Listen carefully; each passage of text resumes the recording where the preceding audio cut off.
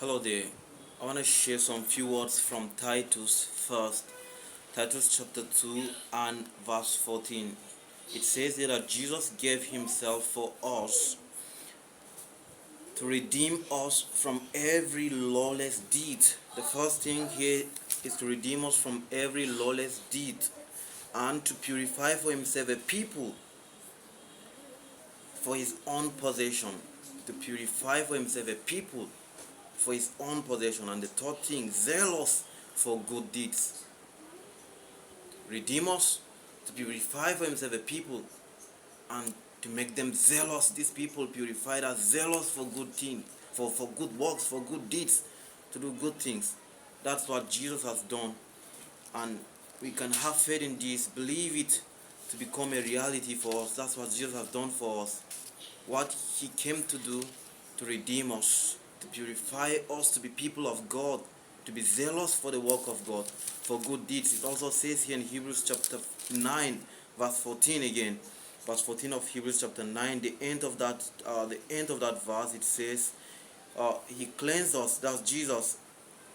His blood cleanses us. He cleanses our conscience, the conscience of those who believe, who trust in him, who turns to him. His blood cleanses our conscience. His blood is to cleanse our conscience from dead works, so that we will be able to serve God. So that we can serve God. He wants us to serve God in an acceptable way, in the right way. It says in Luke chapter 1, towards the end of that chapter, that what Jesus has done, he has come to save us, to deliver us from fear, to help us to serve God without fear, in holiness, in purity. You can trust in this Jesus. You can have faith in this Jesus. We can't save ourselves.